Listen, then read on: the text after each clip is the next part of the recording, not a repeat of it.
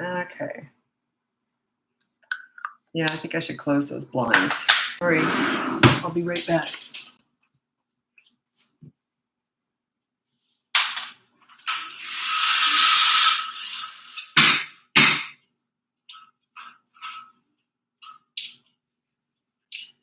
I'll be right there. I thought I could leave the blinds open, but obviously not. Okay, so,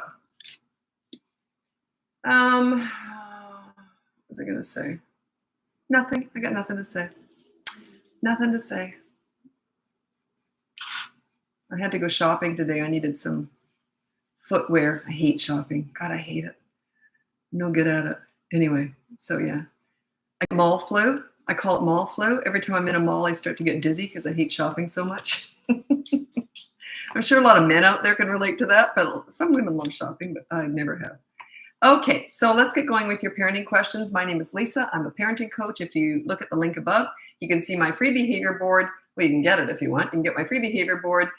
You can look at my mini toddler courses, my big boot camp course, or you can look into coaching. You have to send me an email and tell me why you want to work with me with coaching, because I can't take everyone on these days. And I haven't done my emails yet today, so I should get to those tonight. So if you've emailed me and if it's been a few days, like I don't answer all, if it's just a general parenting question, I don't answer those on email. I can't do that.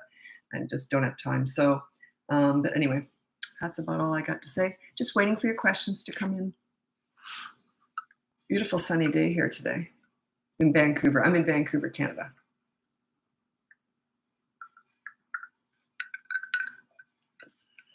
Okay. Oh, I hit 100,000 subscribers here on Facebook today. So thanks so much for your support. I really appreciate that. I've been on Facebook now for, like really on here now, for, I think about 4 months now, 4 or 5 months maybe. So yeah, thanks so much. I really appreciate your support. And I started on TikTok, and then I went to Instagram about 6 months ago, and then Facebook 3 or 4 months ago, started really regularly posting. And so yeah, I really appreciate your support. And I'm just here answering questions. When I do these lives, this is where I answer all the questions. When you say a sunny, pretty day, what does that mean? What's the temperature? Oh, it's cold. I don't know what the temperature is. Probably 8, 9 degrees maybe. That's Celsius here in Vancouver. Here in Ohio, love listening to you. Great advice. Thanks so much for your support. I appreciate it. I was just saying I just hit 100,000 followers today on Facebook. So, and I think I've been posting on here now for, 4 months. So I really appreciate that support. It means a lot to me. And anyway, thanks so much for that. Okay, this is from K Sarah Sarah. I used to love that song, Doris Day song. My son won't stay in bed, comes in my room multiple times a night and wants me to come back to his room. Of course, he's 7, and this just started in December. Something might have scared him or whatever, so you can do like a boogeyman check, look under the bed, all the closets, and say, once mom's looked around, boogeymen just take off or whatever, the monsters, whatever he's afraid of.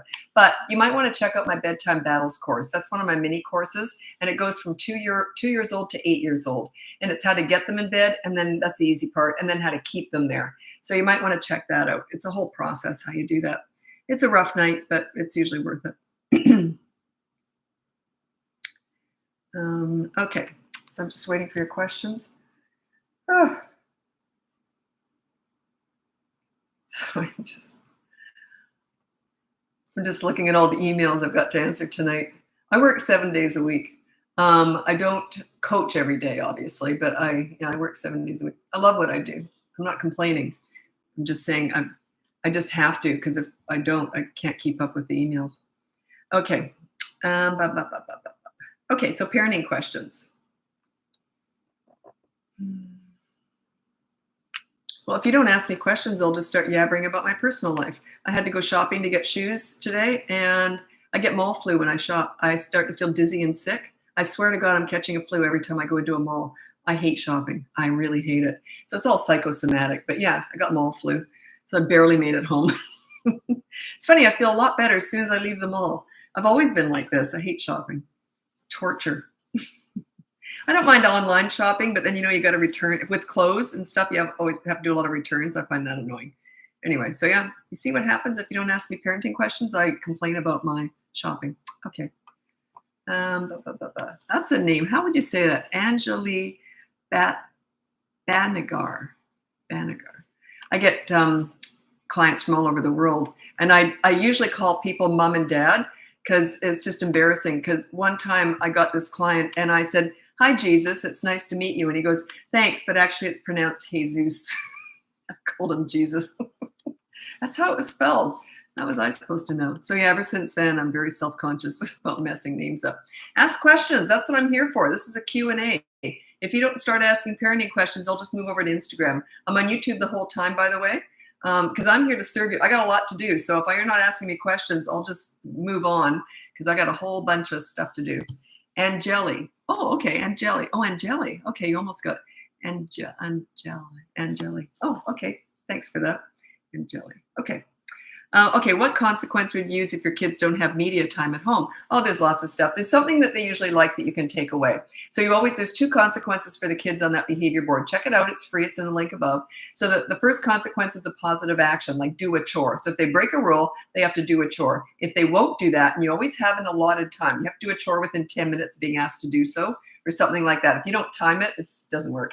And then if they won't do it, so 10 minutes is up, okay, now media blackout for 24 hours, or I put your Lego away for 24 hours, or your favorite toy goes away for 24 hours. You take something that they like away for 24 hours. So it doesn't have to be media. That's usually the most common one. Most kids have media, but I do work with families who they don't look at any screens at all.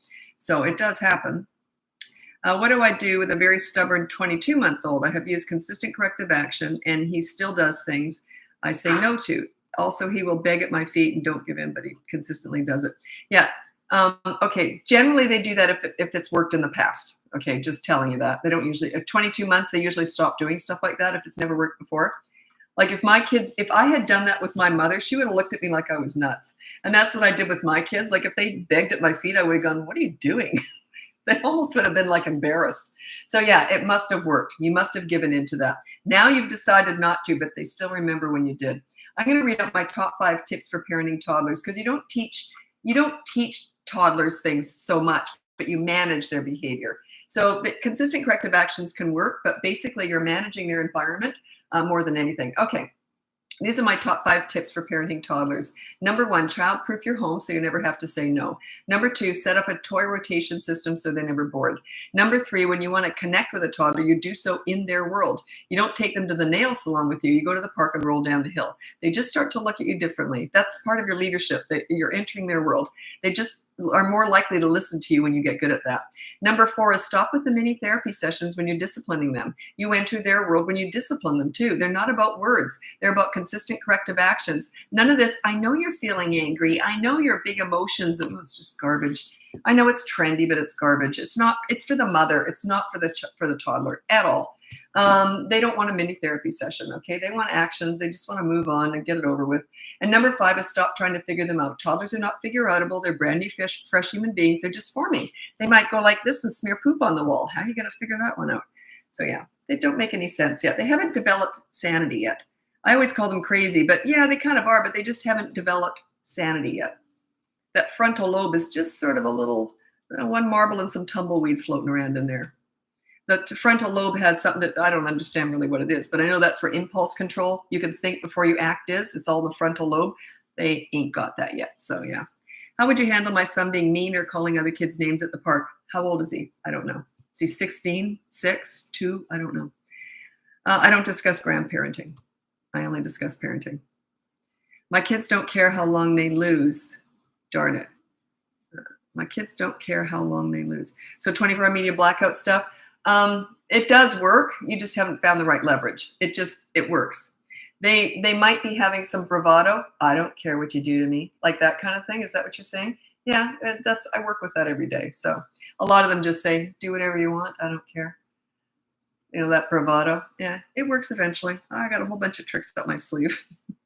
Check out if your kids are between 3 and 12 years old, check out the boot camp course. I always try and guide people towards that instead of coaching if you've got 3 to 12-year-olds, because it's kind of got a lot in there. If you want the personal one-on-one stuff, that would be obviously coaching. There's no coaching with that course. But yeah, the boot camp course goes through a whole bunch of stuff. It's all about you and your leadership. That's all in the link above. All my courses and everything's up in the link above. Someone asked me today in an email, I think it was an email, I don't know. Anyway, they asked me, they said, should we get the boot camp course or coaching or both? And I said, well, some people get both. I really don't think it's necessary, but I can see why people, if they get the course, they start going through it. They think, I want some help with this. So that's why they usually start the course first and then hire me. But some people buy them both in the same day. If you really want to do that, that's fine. That's up to you. It's your money, your time. But I generally think the course is enough on its own, unless you're dealing with the next level kind of stuff, or you're really at your wit's end. Your marriage is in trouble as a result of the kids, or something, it's out of the norm. Then that would be more coaching. You might not need the course. The course is a good reference material, though. There's a whole bunch of stuff in, a whole bunch of extra information I've thrown in, like sex education, bullying, a whole bunch of stuff that may come up throughout the years that you might not think about with coaching. It might not have happened yet. So it's a good reference material. It's always there. It's evergreen. It doesn't expire. Someone said, do the courses expire? And I said, well, no, it was coaching. Because sometimes people will, if they just have a toddler, they'll sign up for coaching, and then they only need one session, and then they'll decide to bank the rest of them. And then they say, does it expire? I say, well, not unless I do. Coaching's always sitting there waiting for you. So if we go through a couple sessions and you've just got little kids, that might be all you need for a while, and then you want to come and see me again in a few months, whatever. I thought that was pretty funny. Doesn't expire until I do. You get it? Anyway. Made me laugh. Okay. What's the best way to get one of my twins to clam down in front of the, what? I don't quite, was that a typo? I don't quite know what that means. Okay. How would you handle my son being mean or calling other kids names? Oh, you already asked that, but I need the age. I can't answer that without an age. And you have to ask the whole question again and put the age in, because if you just put the age, I don't know which one. Oh, to calm down. Oh, I didn't read that. Can you write it out again? Because I lost it. I scrolled way ahead. Okay. He's 10. Yeah, I forgot what the question was. You have to put the whole question in again. I'm 63 years old. It's amazing I'm even on here. So yeah, I get so many questions thrown at me every day that I just lose track really quickly. 3-year-olds started making up stories about being hit by a kid in daycare, although it's not true. How to handle that? Just put no lying. Put it on the behavior board, say no lying. If he lies, there's a consequence. Don't make a big deal out of it, though. Like, people tend to want to make a big deal out of when they do something bad. Like, you lied. You shouldn't do that. I don't do that. That's berating. That's mean. That's bullying. Just say, okay, you lied. Here's the consequence. Okay, do the dishes. No big deal. Now, do you want to go to the park? That's how you do it. You deal with bad behavior, then you focus on the good kid. You flip it as soon as possible. You do not sit on that bad kid like rant that you want to do. I know parents do this all the time. That's a huge mistake. Where you put your focus, where you put your energy is what grows. If you're talking it over and over and over about the bad thing that they did, they will just keep doing it, guaranteed. It'll become their identity. So you deal with bad behavior, then you say, okay, you lied. I caught you in a lie. Here's the consequence. Okay, so you're going to help with the laundry later, or whatever it is, whatever's on the board. And then say, okay, do you want to read a book now? And that's it. That's how it's done. It's like a business transaction. There's no emotions in it. Don't berate them for doing it. They're allowed to make mistakes. They're allowed to be bad sometimes, just like you were. It's okay to make mistakes. There's nothing wrong with that. Okay? But they've got to own them, be accountable for them, and make amends. That's what the consequences are all about. We're not aiming for perfection here. We're aiming for accountable and responsible. Okay. Oops. And I just want to say again, I've already said it a couple times, but people come and go.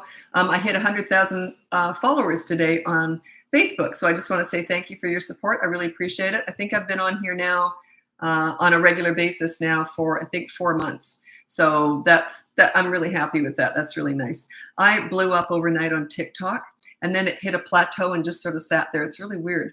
But yeah, Instagram and Facebook, they're more steady. It's quite interesting to watch. All the platforms are so different. But anyway, thanks so much. I really appreciate that. 2.5-year-old always says no. How to handle this? So why would you handle it? What do you mean? So what if they say no? Take action. Say, okay, we're going now. Let's get in the car. No, pick them up and put them in the car. You only say something once, and if they say no, you just make it happen anyway. Okay, we're going to change your diaper. No, pick them up, change their diaper. They're only 2.5. Like, if you say something that has to happen, You know what I mean? Like you have to get in the car. Okay, time to go shopping, time to go home. No, we'll pick them up and take them home. What I usually do though with little ones, I give them a little bit of warning. Say, okay, we're not with a diaper change probably, but if you say, okay, we're going to go grocery shopping, we'll be leaving in a few minutes. Okay, so we're going to be going soon. So give them a little bit of a heads up so their brain can start to compute it potentially. But then if they say no, then just fine. When you're ready to go, pick them up and go.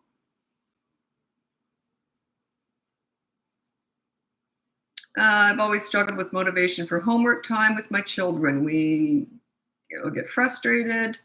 Yeah, just put down. Now, there's so many different ways of dealing with this one. You could put down, do homework within 1 hour of being asked to do so. So you always put a time on it. And so you put that on as the rule on the behavior board. Do homework within 1 hour of being asked to do so. Okay, so, and then you will be checking it afterwards. And then or else they say, okay, so let's say just put that down. If not, then there's no screens tonight. That's their choice. They have to earn screens by doing their homework. It's not punishment, it's incentive. Yeah. So say if you don't do that, then there's just no screens until you've done your homework. It's that simple. So yeah.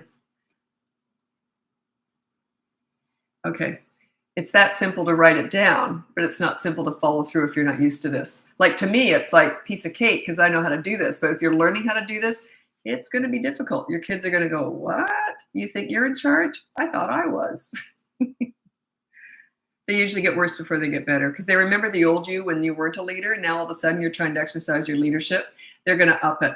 And also, too, if you put a behavior board up, they learn to sort of be good with that one rule when you're first starting this out. They often get worse with everything else. That's okay. You don't focus on anything but that behavior board. Anyway, it's all about you and your leadership. So you're just focused on that one behavior board in week 1. Week 2, you'll have 2 behavior boards. That's the boot camp course. It goes through all this. By week 4, we go into in the moment discipline. Everyone wants that. We don't focus. Like I've never used a behavior board. It's just a teaching tool. It's teaching you how to be a leader, how to lay down a rule, and then how to make children accountable. And that's all it is. And you're on there too. That's why it works. You have to be accountable. They're not listening to you. They're watching you. So if you're accountable, they're more likely to be accountable. Even teenagers. Teenagers are my favorite age, by the way. I just find them interesting.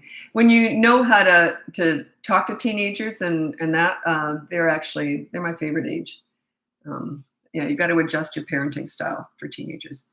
My 7-year-old son started coming to my bed 7 times. Oh, we already talked about that. I think I already answered that. Check out, yeah, I did. That was the bedtime battles course. Check that out. It's a whole system, how you get them in bed. And then part 2 is how you keep them there. It's going to be a rough night, but it usually works pretty well. How do you respond to my toddler, 21 months old, tantrums in the middle of the night? He just started the day we brought our new month. Oh, you got a new baby. Yeah, it's just a transition time. It's just kind of a difficult time. Can't help you with that. How on earth do you help a 21-month-old transition having this screaming new baby taking mommy and daddy away from them? Yeah, it just takes time. Okay, it's just going to be a rough time.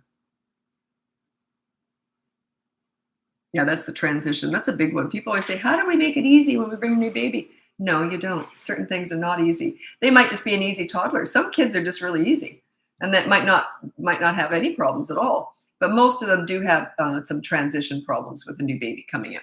It's just going to be a rough time. They'll get used to it.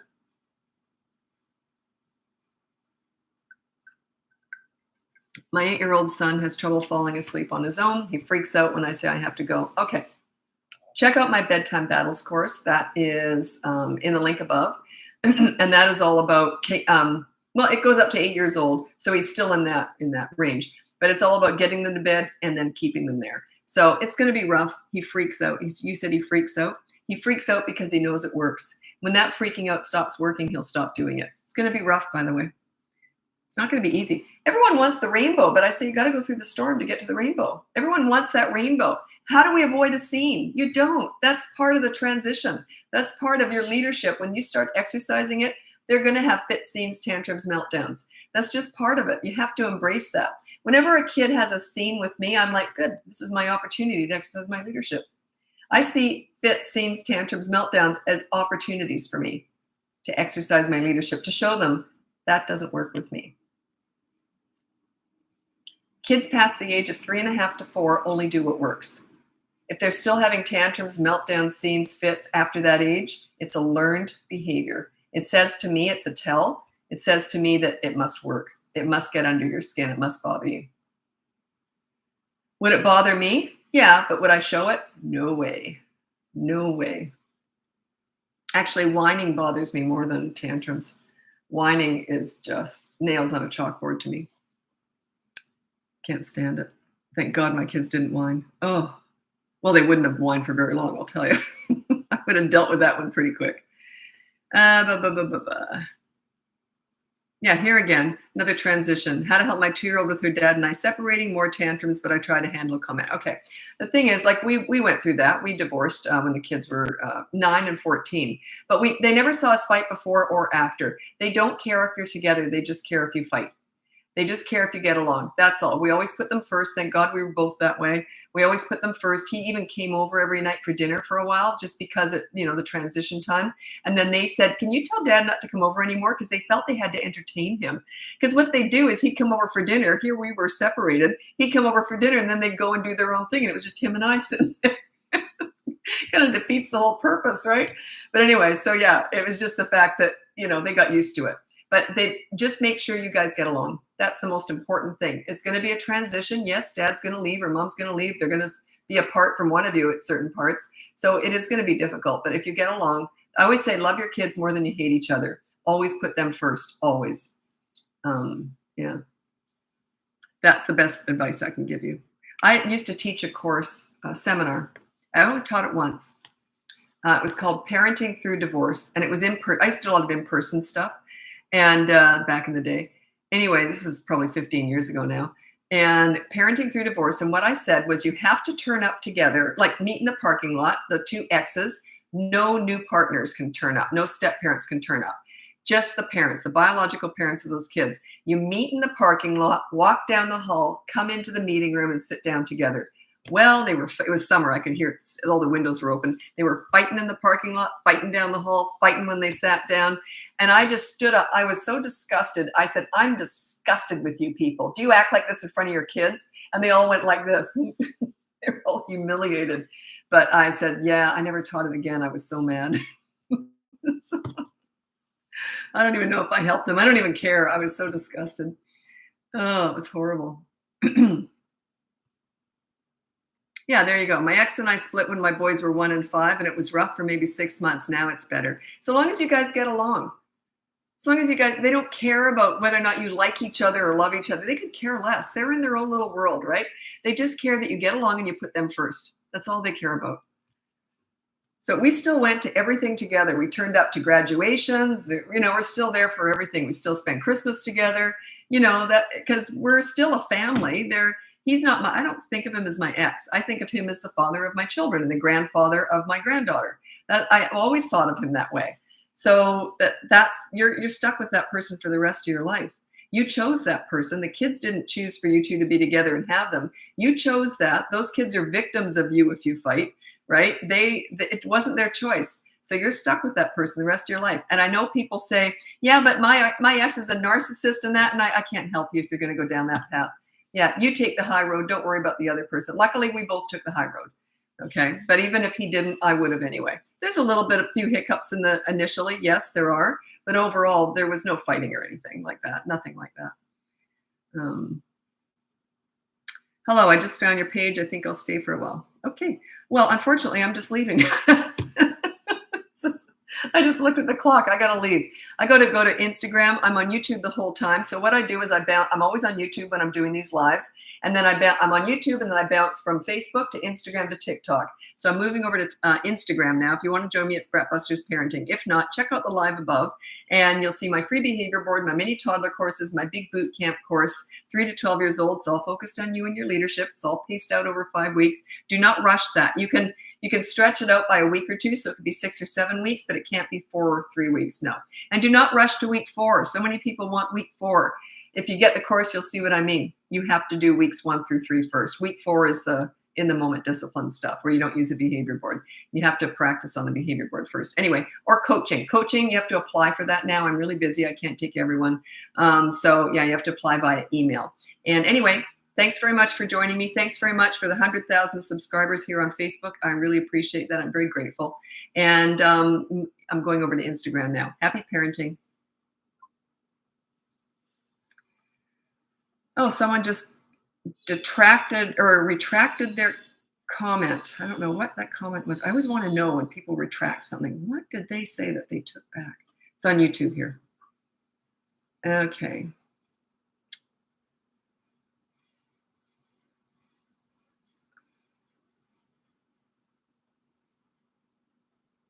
There we go on Instagram. Okay. Okay. Hi, unfortunately, this is on YouTube. Hi, unfortunately, I found my teenage daughter vaping. How can I help her? Talk to her about this. With teenagers, I usually suggest coaching because I don't know your relationship. I need to know your relationship before I can give you any advice. Teenagers are complicated. So the first week or two, all I do when I'm coaching parents of teenagers is work on your bond, your connection, your relationship with your teenager. Then we could discuss the vaping. It's frustrating. I always tell parents, if you hire me and you got a teenager, you're going to hate me in week one. Because it's all just about I've just got to assess the whole situation. We're not even going to get to what you want to get to probably till week 2 or 3, usually week 3. But we're building things. We're building, a connection. Okay. That was on YouTube. So now I'm on Instagram here. Thanks so much for joining me. If you go on the link above, you can get my free behavior board, my mini toddler courses, my big boot camp course, or you can look into coaching. You have to apply for that because I'm too busy to take everyone on these days, but you can let me know why you want to work with me if you do. So winning, what is winning? What does that mean? Okay. You're having problems opening the behavior BORF. I know you meant board. Anyway, you don't get it for about 10 or 15 minutes. So once you apply for it, once you sign up for the newsletter, it's delivered within 10 or 15 minutes. So whenever I get messages like that, I just ignore them because I know you'll be getting it. Anyway, over last weekend, there was a 12-hour period where people were not, the platform where I have all my courses and my behavior board, they for some reason thought that I was doing suspicious behavior, that there was suspicious behavior on my account. They shut down my emails for 12 hours. I was not happy about that. Anyway, they were very apologetic afterwards. I've never done anything spammy in my life. But anyway, they were very apologetic. I'm still not happy about that. But anyway. So yeah, that was the only time you won't get the behavior board was over the weekend, but evidently it was retroactive. So people would get it once they released that and they allowed me to do emails again. But yeah, they shut me down. That was a lot of stuff that was missing out in those 12 hours. Anyway, frustrating. Okay. Oops. Okay. Problems with nighttime with my 3-year-old. She won't go to sleep until 10 and wakes at 6 with a 1-hour nap at 12:30 to 1:30. Okay, how old? 3 years old. My kids both stopped napping at 12 months old. They would still have accidental naps, but they stopped regular napping at 12 months old. So maybe she's just not that tired. Maybe she doesn't need naps anymore. Here's the thing. Parents will say, yeah, but then they're just a bear all afternoon. There is a transition period where they are going to be cranky because they're used to having a nap. So all of a sudden they're not having one. So that might help. That's the only thing I can think of. If she's not going to bed till 10, she's just not tired yet. That's all I can think of. So yeah, I would cut out the naps. Give it a go. Yeah, it's going to be rough. She's going to be a bear for a few days. Okay, 3-year-old misbehaving at school but fairly good at home. Does this mean I'm not a leader? Well, there's a few different reasons for that. One of them could be that you're the pleaser and she just gets all her own way. She gets all the one-on-one attention and everything goes her way at home. At school, that doesn't happen. So you see, is that the case? Are you catering to her and you're the pleaser parent where you give in to all her demands, and that school doesn't do that. So that could be it. There's a few different things it could be. I'm just throwing that out there. That could be it. So, by the way, if you're a leader, they're good everywhere. When you're a leader, they're good everywhere because it becomes their identity. They form under your leadership. So, it says to me you're not a leader, basically. Sorry. Someone said to me, "Oh, are you just here to hurt our feelings?" And I'm like, if you're just going to be a victim instead of thinking about your kids, I can't help you. So, yeah, that was last night. I'm sure I'll never see them again, and I'm okay with that. You've got to take full responsibility for your children's behavior. I did that when I was mentoring kids and troubled teens and everything. If they acted out under my care, I blame myself. I saw them for an hour a week. I wasn't their parent. I still took full responsibility as a leader, as a mentor for their behavior. That's what you have to do. That's what a leader does. A victim parent is the woe is me, it's not my fault. How ridiculous is that? That says to me you love yourself more than your kids. Take full responsibility for their behavior. Is it always your fault? Probably not, but just take it on anyway. Treat it like it. Was it when those troubled teens were acting out? Was it my fault? No, but did I take the blame for it and the responsibility for it? You bet I did. Did I also take the credit when they were good? Yep. Take the blame and the credit. That's what a leader does. I always say that your leadership skills are at their height when they're 3 to 12 years old. That's why my boot camp is 3 to 12 years old.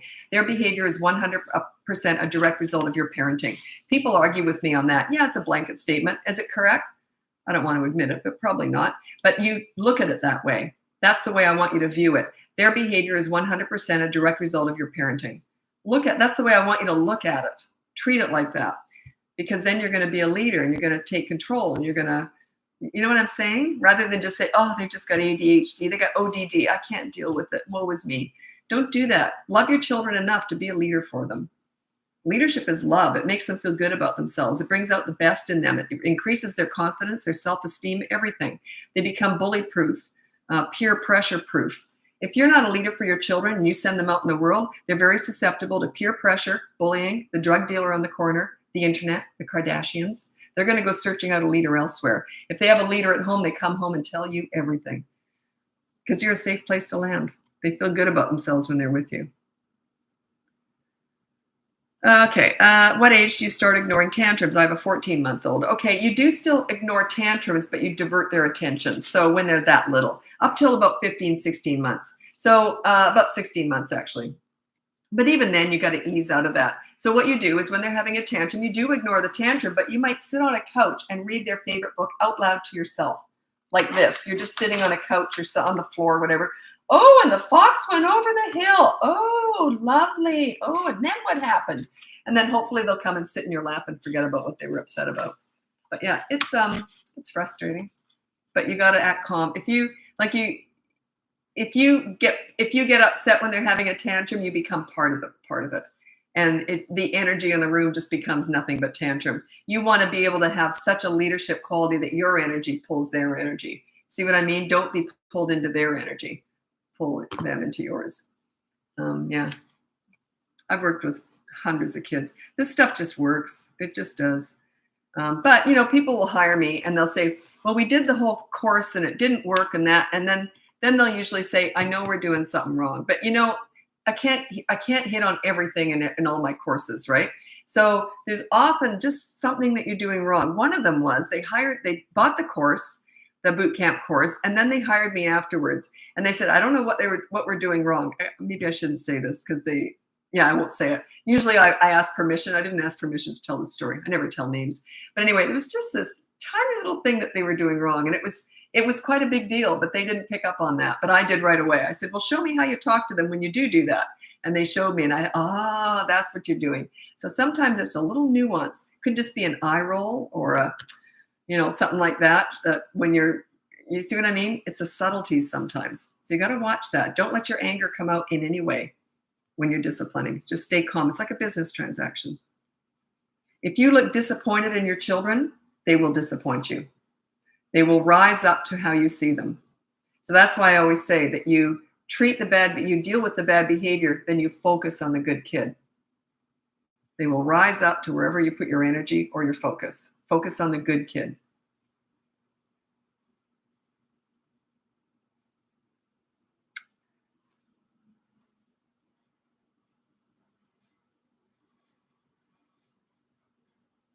Oh, well, someone asked about your 11-year-old boy who has this habit of chewing on things. You'd have to hire me for that. I don't know why he does that.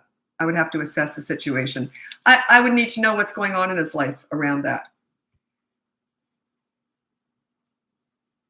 Oh, picky eaters. I tend to avoid stuff like that, and I'll tell you why. I'm not a nutritionist. I'm not a doctor. But I'm going to tell you what I did with my kids. Okay, my son was a picky eater. But remember, I'm not advising this. I'm just telling you the story of what I did with my kids. I'm a health food nut. So more so now than ever. But when my kids were little, I was still pretty good. But I made everything from scratch, and we didn't have any junk food in the house, like none. There was no ice cream in the freezer. Wasn't that kind of house. And I made everything from scratch. So all the cookies, we had a lot of cookies and cake in the house and pizza, but it was all handmade by me. So I was able to hide really healthy stuff in anything. Those cookies were probably tasted like sawdust, but they didn't know any different. I'd throw a few chocolate chips in there, but there was a whole bunch of good stuff in there. And I remember my son was, the first time he ever had pizza outside of our house, not made by me, he said the pizza was weird. The sauce was red. Well, that's because it didn't have pureed spinach in it like mine did. So yeah, I got really good at hiding healthy stuff into everyday stuff. So yeah, there was no cracking of packages or anything in our house. I'm not saying that you should do that. I'm just telling you, it's very hard to not have picky, if you have picky eaters and they know there's ice cream in the freezer waiting for them, that's not going to help. So yeah, I just had no junk food in the house at all. But we still, if we went out somewhere and they went to a birthday party or something, have at it, eat whatever you want. But because their systems weren't used to all that garbage, they always came home with a stomach ache.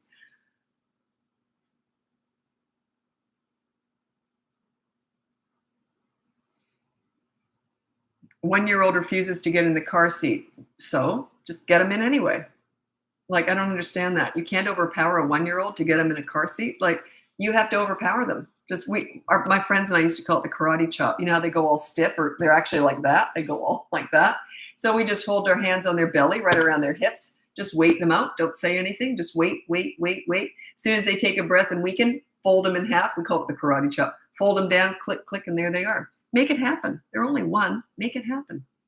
It's like changing their diapers. Same thing. Make it happen. You're bigger than them. You can do that. You can physically overpower them because you got to change diapers. You got to get them in a car seat. These are necessities, right? 2.5-year-old who self-harms when frustrated. Yeah, just physically restrain them. So I actually have a course on that. It's self-harms. Well, would that be during tantrum? Is it during a tantrum? Probably. I don't know. I have a tantrum course, then another course, toddlers who hit and bite. I think it'd be more the tantrum course. But yeah, you just physically restrain them while they're hurting themselves. You still don't look at them or talk to them, though. How do you stop bathroom stalling around bedtime? Check out my bedtime battles course. But yeah, why on earth? I would let them wet the bed if they were that bad. If they were manipulating you that bad, I would let them wet the bed, and I wouldn't punish them for it. I'd get up and change the mattress and say, okay, now you're staying in bed. But yeah, once you know, and plus you don't give them any liquids 90 minutes before bedtime. It's a whole system. Check out the Bedtime Battles course. It's one of my mini courses up in the link above. Someone asked if my toddler courses are included in the big one. Well, the boot camp course starts at 3 years old, and I have 3 very specific toddler courses that are kind of under that age. So little bits of those that would apply to a 3-year-old are all in there. Yes, but it's worded in such a way that it's 3 and above. But all the same subjects are in there. Yes.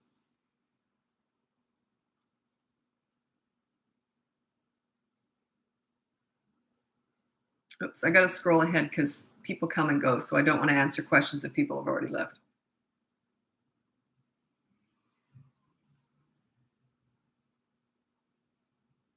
Okay.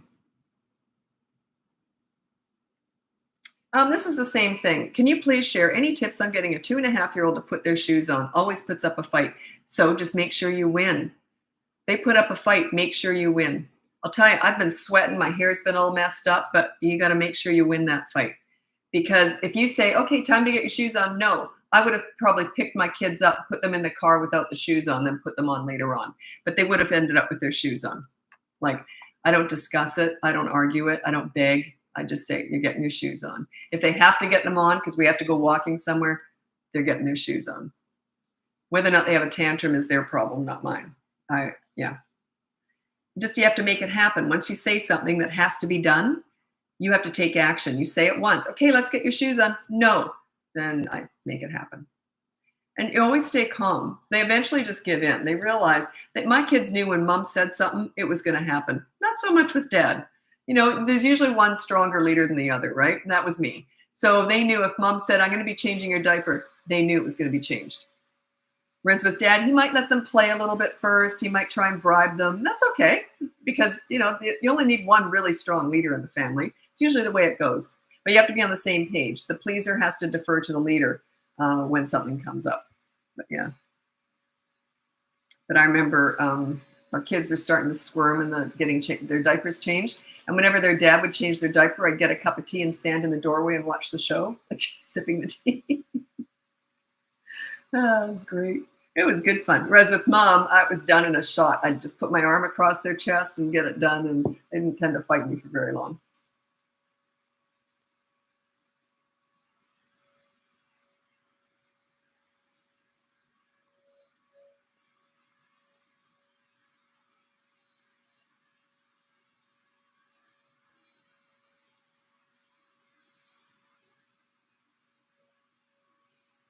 Okay. I could be wrong with this one, by the way. I want to set that up. 4-year-old, highly sensitive and nervous, scared to be in a room by herself. Okay, that I get. Sleep alone or even wants mom and dad right next to them when they are playing. That's manipulation.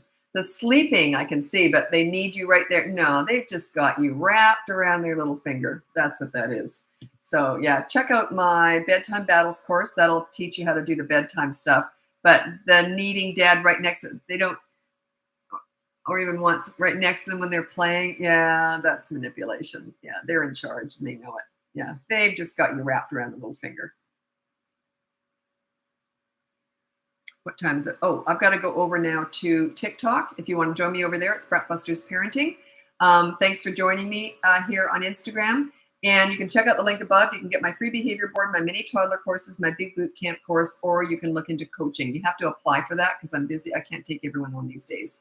So anyway, check that out. And if not, then I'll see you later. And I'll be back. Tomorrow is my regularly scheduled live. Okay, so tonight, I just turned up tonight. Okay, take care. Happy parenting.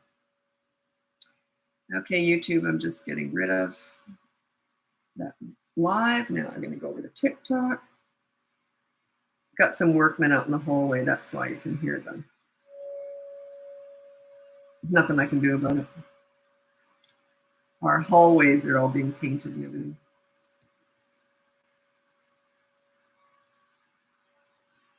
everything. Yeah, on TikTok. Yes. Okay.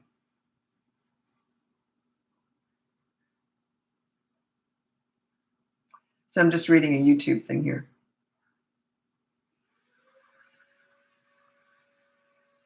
Yeah, I can't help you with this, Ashley. 3-year-old refuses to let me change your diaper. Number 2 diaper, whatever. Okay, but you're pregnant. You're heavily pregnant. It's hard to do. I can't help you with that. If you can't physically change your diaper, if you start getting into bribing her, if you have to bribe her, you're going to have to do it because you're pregnant. Sometimes all this stuff, you can't be a leader if physically you can't do it. So right now, you might just have to bribe her. I hate that, but yeah, you got to do what you got to do if you're pregnant, right? 4-year-old hitting in school. Make sure the teacher reports to you, and then you put no hitting on the behavior board. So when you find out the teacher emails you, oh, he hit today, then you say, okay, you hit at school, so there's going to be a consequence for that. Okay, so just make sure you address that at home. Anyway, by the way, welcome to my live. I just moved over from Facebook, Instagram, and now I'm here, and I'm on YouTube the whole time. Whenever I'm doing a live, I'm always on YouTube the whole time, but then I float from Facebook to Instagram to TikTok. I just reached 100,000 followers on Facebook. I've been on there for about 4 months now. And so, yeah, I was really happy. Just hit 100,000 today. I was really happy about that. That happened really fast, actually. I know Facebook, I didn't expect, I didn't know much about Facebook. I don't do my social media. But yeah, I didn't know, I haven't been on Facebook in quite a while, but I didn't expect that. Anyway, what was I saying? Oh yeah, so check out the link above. You can get my free behavior board, my mini toddler courses, my big boot camp course, so you can look into coaching. I think I already said this, but I'm going to say it again. Anyway, so you have to apply for coaching now. Send me an email, say why you want to work with me, if you want to work with me. And because I can't take everyone on these days. Anyway, let's get to your questions. Thanks for the gifter badges and that. I kind of know what that is. I found out. Yeah, I've got like $30 or something in I've been on here for 2 years now. So, but it's $30, but I don't know if it's money. I think you can use that for other things on TikTok. So I sort of looked into it, sort of figured it out. I don't know, whatever, I don't know. Snoop Dogg. I don't know what that means. 1 p.m. in UK now. That's why I always miss your lives. 1 p.m. 1 p.m. Hi, I love your videos. What can I do about my 22-month-old being so reckless at the top of slides and stairs? Yeah, they're really dangerous. That's unfortunate. There's nothing you can do. You just have to prevent them from going up big stuff. I wouldn't go anywhere where it's really dangerous. I'm going to tell you a funny story. My son was extremely cautious. Both my kids were. So I never had to worry about them. But this one time I was 2 weeks away from giving birth to my daughter. My son he'd just turned 5. And he was a very cautious child. He wasn't one to go on, just do anything wild. So anyway, we went to Burger King. It's called Hungry Jack's in Australia where we lived. Anyway, so I don't know what I was thinking, baby brain, I don't know. Here I was, heavily pregnant. And he said, Mommy, can I please go on that slide? But it was a big, huge slide where it was so big that the stairs were metal to get up to it. And it had like a metal cage around it, I guess to prevent them from falling backwards. I don't know. Anyway, and then when you get to the top, it's a tube that swirls around, right? So it's all enclosed. And I said, sure, you can go on there. I wasn't thinking. I knew he'd be scared. Like, I didn't even think about it. He gets to the top and he says, Mommy, I'm scared. And I'm like, oh no. And plus it's in Australia. And so I had summer babies. It's summer, hot, like, oh, so hot. Because it was in like December. Yeah, it was in December when I had her. Anyway, which is summer in Australia. I'm sweaty, I'm pregnant, and I got this kid up the top of this slide. So people around me said, look, we'll go up and get him. And I said, no, he's just going to want Mom. And so I had to get my hefty, big gut up this narrow tunnel, up these stairs. And I'm trying to shift my belly, trying to protect the baby. And I had to shift sideways and then back up and then shift over and get myself up to the top. So he sees me, he looked at my face and he knew exactly what I was going to do. So by the time I get to the top, I'm like this. He knew he shouldn't have gone up there. So he says, uh-oh. And then I picked him up and I shot him down there like a bullet. Didn't say a word. So I could hear his head clunk on the side of the slide as he went down, like loop, loop, loop. He comes out at the bottom and goes splat right on his back. So I said, get out of the way. I'm coming down, because I couldn't go back down the stairs. So I'm trying to hold my big belly. I'm going down and I'm clunking the sides, and I came out and I landed like that on my back. My son says to me, can I go again, Mommy? I said, no, we're going home. So anyway, I had an overly cautious child, but if I had a really rambunctious child that I was really worried about, I would not have gone anywhere where they could have gotten to danger. I just wouldn't. I'm a real safety net. So yeah. 6 months pregnant now. So you can appreciate my story. Yeah, I shot him down there like a bullet. Funny thing is, he still felt looked after. I was very much in charge, and he felt safe, but he went, uh-oh, as soon as he saw me. He knew that face was, you're going down, and you're going down now. Okay, 4-year-old hitting a lot, please help. Put on the behavior board, no hitting. That's completely free, the behavior board. And you put down no hitting. And every time he hits, there's a consequence. If he hits more than 2 times in a day, you go to the second consequence. You say, look, this is your 3rd hit today, so we're going to go right to 24-hour media blackout. Or check it out. Depends on what it is, right? So check it out. There's always 2 consequences for the kids.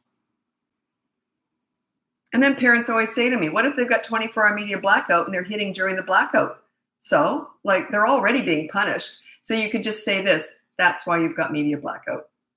So yeah, you can't keep punishing on top of punishments. You just punish once.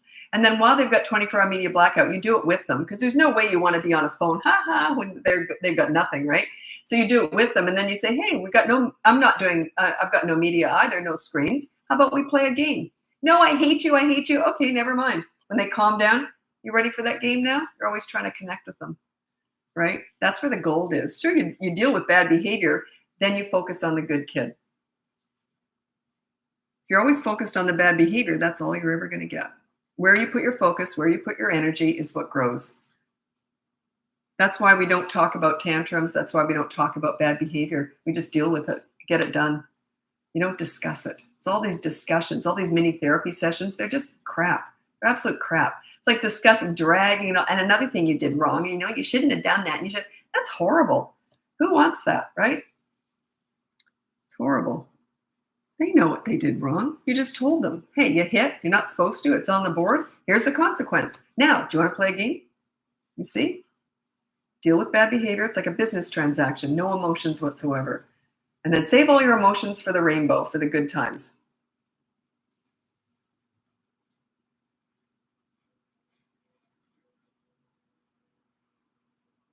Is it normal that my 4-year-old suddenly has separation anxiety? Yeah, just do the dump and run, and always end with this on a upturn. You say something like this: "See you later," and then go. Don't make a big deal out of goodbyes or hellos. But yeah, they'll get over it. There's nothing you can do. You're going to drop them off anyway. So just make it easier by doing the dump and run. Like do it quickly. The more you drag it out, the worse it is. Okay, there you go. See you later. I'll pick you up at 3 or 5. You go on that little upturn. Okay, bye, and then walk away. If you need to cry, go in your car and do it. Don't let them see it. Don't do any of this, but I love you. I'll be back later. And they get worse and worse and worse. Yeah, don't stretch out the goodbyes or the hellos. Hi, I'm back. Okay, did you have a good day? Yeah, usually they're over it all by then, but you know what I mean? Don't emphasize the goodbye, the separations at all.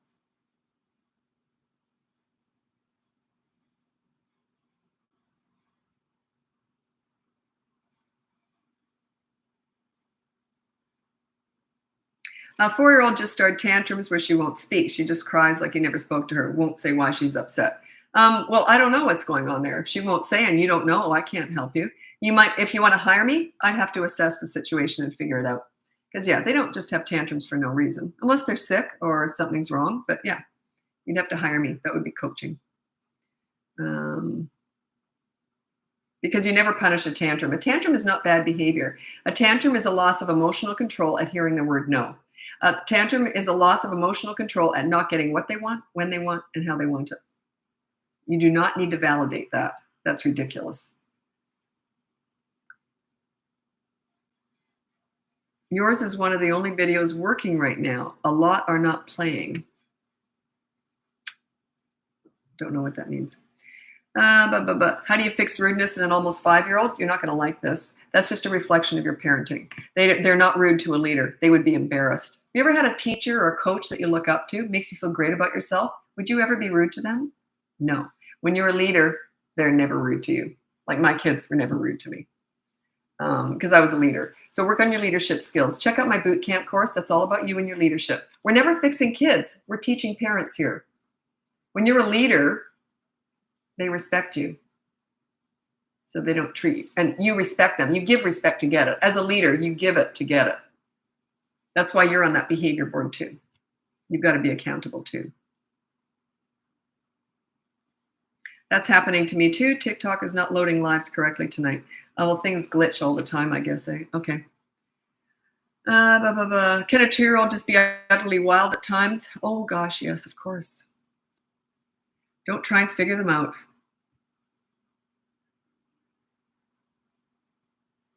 Okay. Oh, there's a whole bunch of toddler questions, which really there's no answer to. I'm just going to read out my top 5 tips for parenting toddlers. Number 1 is you child-proof your home so you never have to say no. Number 2 is you set up a toy rotation system so they're never bored.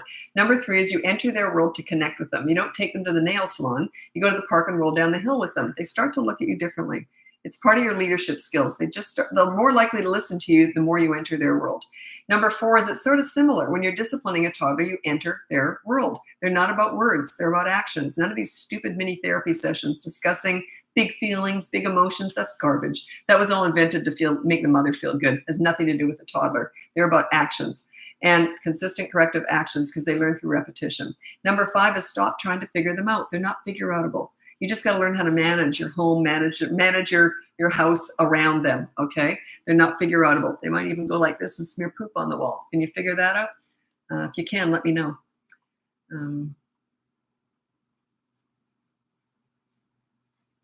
I evidently did that when I was a baby. I was about, 8 months old or something. And my mom got up in the morning, and of course I'd smeared poop all over the wall.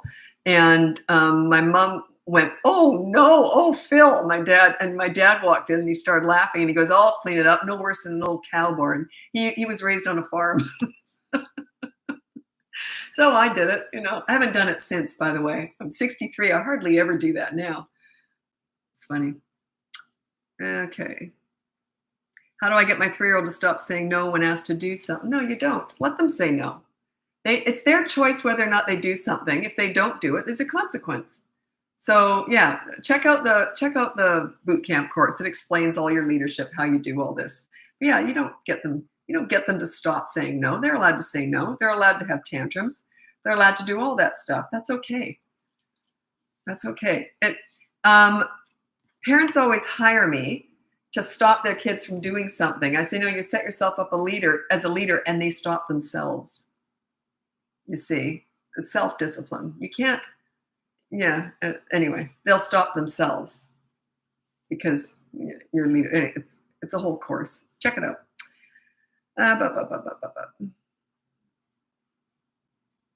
Not sure if you can answer, but how do you teach your child to sleep in their own room without trauma? Okay, that's a bedtime battles thing. I have a mini course on that from 2 to 8 years old. It's in 2 parts, how to get them to bed and then how to keep them there. It's a night of hell. Yes, they'll survive. Parents often don't, but children will survive.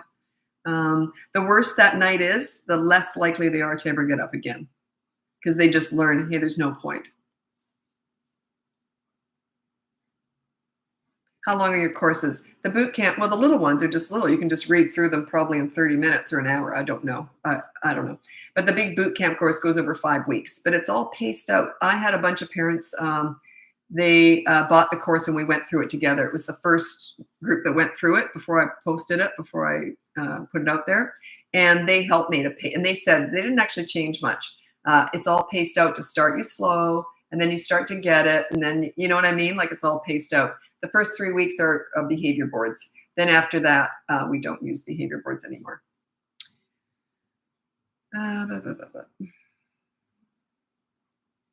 So do you believe in crying it out for a 1-year-old? Depends on the situation. I don't know. I can't answer that. I wouldn't have them cry everything out. No. How to stop 5 to 7-year-olds from screaming. I don't know why they're screaming. Is it with play or with anger? I don't know. I can't answer that. Sorry. I've got a client in crisis right now, so I always have to check my emails. And no, crisis is not a 4-year-old having tantrums every single day. I got that an email. It was so cute. They said, I'm in crisis, because I always say, if you're in crisis and you want to hire me, put crisis, because I'll always take on crisis clients. Because I can't take everyone on these days because I'm busy. So they put crisis, and it was just a 4-year-old having tantrums. No, crisis is life and death. It's usually teen stuff. So anyway, it's funny. It was cute. To them, it was a crisis. I get it. Okay.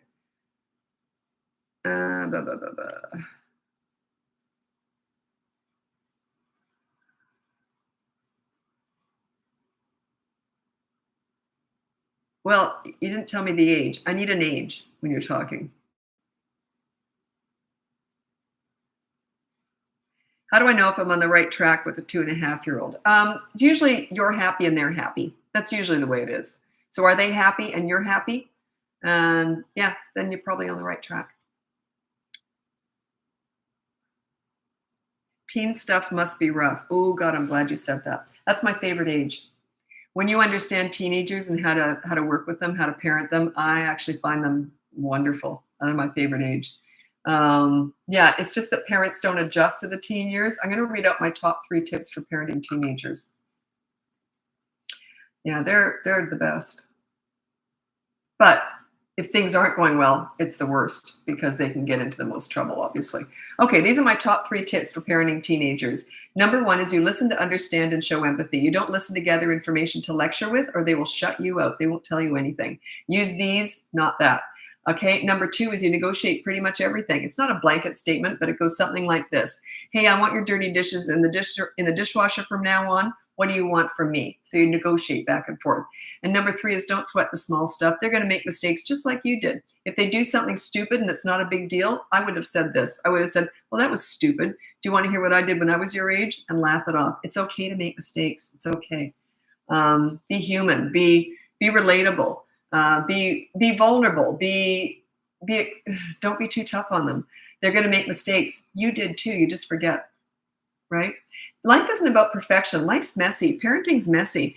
The thing is that it's okay to make mistakes, but you've got to be accountable for them. You have to be accountable for the mistakes you make. That's the thing, is it's okay to not be perfect all the time. Who'd want that anyway? I hate people who are phony and perfect. I just hate that. I hate charm. I hate phoniness. I hate that. Aren't we trying to impress people? Have you ever known someone who tries to impress people? It is based in massive insecurity. Because my mom used to say, no one wants to be impressed. They just want to have fun. She was my idol. She was so much fun. She was a really sweet, warm lady. But no one wants to be impressed. But yeah, I always told my teenagers that no one wants to be impressed. Don't try and impress people. It's just boring. It's just boring as anything.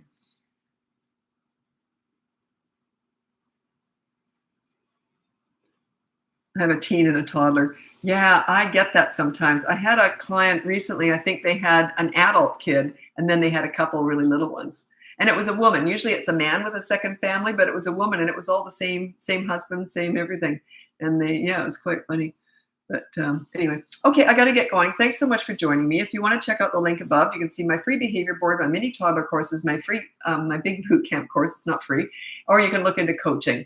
That's not free either. And you have to apply for that now because I'm really busy and you have to send me an email if you want to work with me. But just check it out first so you know what it's all about. Anyway, thanks so much for joining me and happy parenting. Bye now.